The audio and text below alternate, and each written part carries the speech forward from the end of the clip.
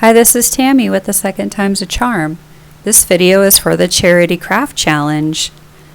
The winner of this challenge gets $50 to the charity of their choice, and the host is What's Jamie Makin, and the co-host is Connie's Creative Creations. All the info you need will be in the description, including a link to the form where you can vote. My charity of choice is the Three Rivers Humane Society, where we adopted our sweet boy here, Doug, or Douglas von Furbottom, if you need to know his full legal name. So this is just a run-of-the-mill plastic charger plate. It is silver, so I'm painting it white. You usually need to paint, especially if you're working with a white fabric, you need to paint the surface first white.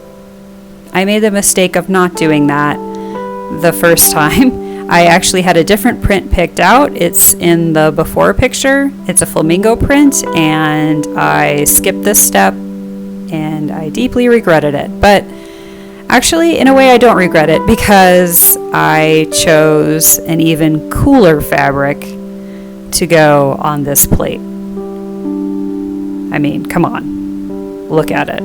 It's just cool. So then you take Mod Podge, and I started in the middle of the plate because of the indent, and it makes it a lot easier to smooth out the fabric if you're working from the middle out, especially with, you know, a piece like this that has an indent. If you're kind of hesitant with decoupage, or if you struggle with decoupage, I highly recommend doing fabric, because those who can't decoupage with fabric. I mean, it's so much easier. And I do struggle with it. I'm okay, but so much easier with fabric. You don't even have to iron it first, because the wrinkles just come right out. You just got to make sure you use enough glue. So I'm just working in sections, gluing it down, and smoothing it out.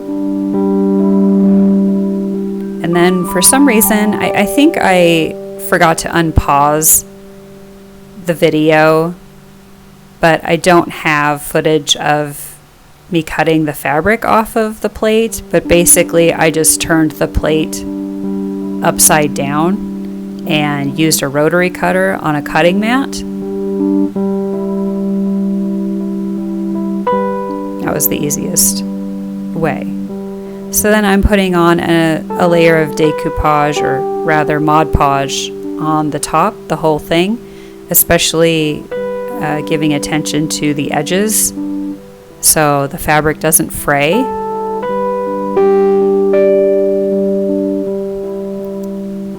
And then this step is optional, but I like to give it a light sand, like kind of on the surface and along the edges, to knock down any kind of fraying that is happening, and also just kind of smooth it out.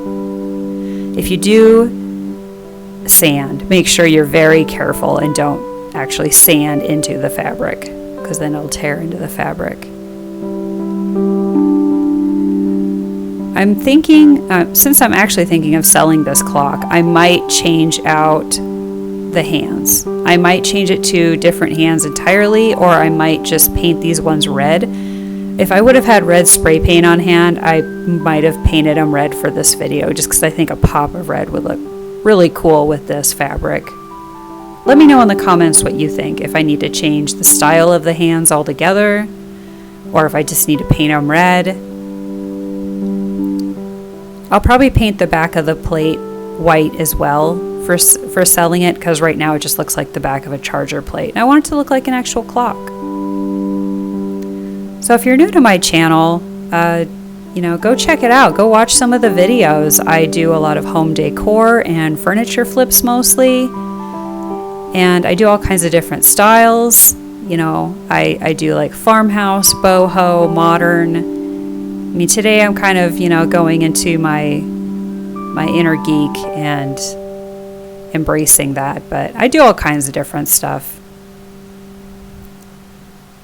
So this notebook, I have issues with, I guess I don't know if I want to say if I have issues, but I have some pretty severe ADD or ADHD. I guess I'm not exactly sure which one. I've never been formally diagnosed, but it's an issue I have. And I watched in a YouTube video that bullet journals are supposed to be amazing for helping someone who has ADD or ADHD. So I ordered this small kind of graph paper notebook that has this clear cover, and I thought, well, that's perfect because I can customize it. And then when I was working on this project, I'm like, ooh, I think I found the perfect thing to use this scrap fabric for. So I basically cut out the little graphic parts of the fabric and, not use the white, and just am adding it on here in pieces. If I would have just cut out like a full panel of the fabric, it probably would have been better to add it to the back of the cover so it doesn't get messed up. But since I decided to do pieces like this, I decided to add to the front. I just figured it'd be easier to get the look I wanted. And if I have issues with it lifting or getting worn, I can cover it with something to kind of make it more sturdy.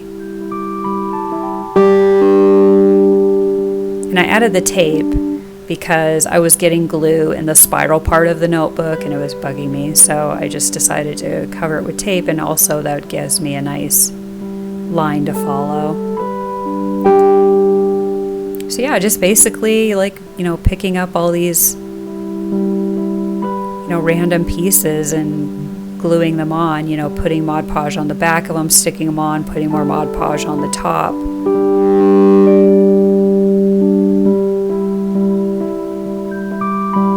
I just think, both these projects came out really cool, and I wish I would have got more of this fabric. It was on clearance at Walmart like a few months back, and it was only available in fat quarters. And I only got one, and I wish I, would have got more. I don't think they had a lot of them, but I wish I would have got everything they had because it's just really cool fabric. I'm not sure what I was thinking, but so yeah, I just took my rotary cutter and cut off the excess, being careful not to cut through the actual cover. And then I took Mod Podge and especially focusing on the edges, I did another layer to kind of, protect it and make sure it's sticking down.